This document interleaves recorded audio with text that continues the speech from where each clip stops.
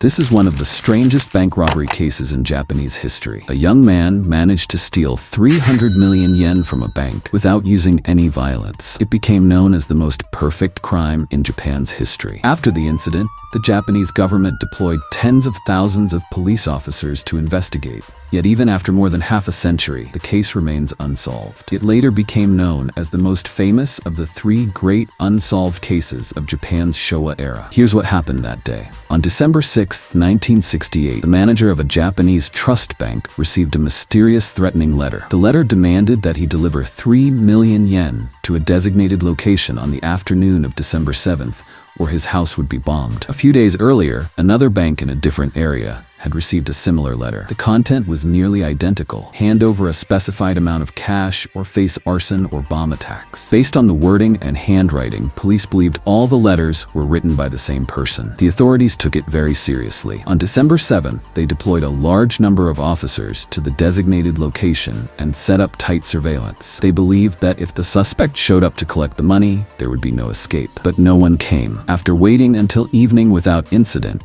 police concluded it was likely just a prank by an antisocial individual. In the following days, life gradually returned to normal until December 10th. On that day, a major electronics company needed to distribute year-end bonuses to 4,500 employees. The bank prepared 300 million yen in cash and arranged for it to be transported to the company's headquarters. While the cash transport vehicle was driving along a road behind Fuchu prison, it was stopped by a motorcycle police officer. The officer told the bank employees that authorities had just received a report that a high-powered bomb had been planted under their vehicle. He said he needed to inspect it immediately. Because of the earlier threat letters, the 4 bank staff members believed him without hesitation. The officer crouched under the vehicle to inspect it. A few minutes later, smoke suddenly began rising from beneath the truck. The officer shouted that the vehicle was about to explode and told everyone to run. Terrified, the 4 employees abandoned the truck and fled a safe distance away. But instead of continuing the inspection, the officer jumped into the driver's seat and drove the cash truck away. At first, the employees even admired his bravery until they noticed a smoke flare left on the ground. That's when they realized they had been tricked. The stolen amount, 300 million yen,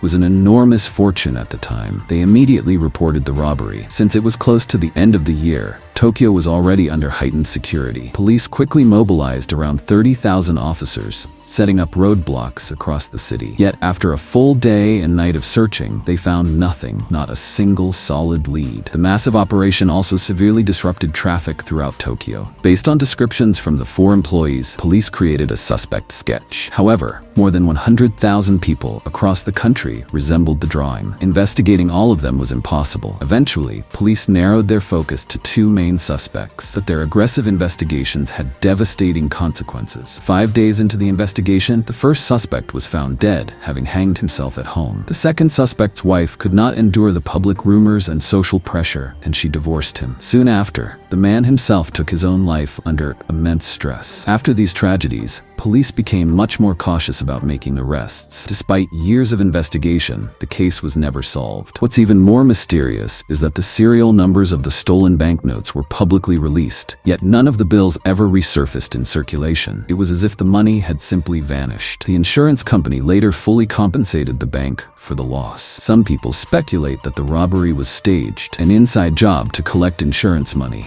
But there has never been any solid evidence to support that theory. To this day, no one knows where the money went, and the case remains one of Japan's greatest unsolved mysteries.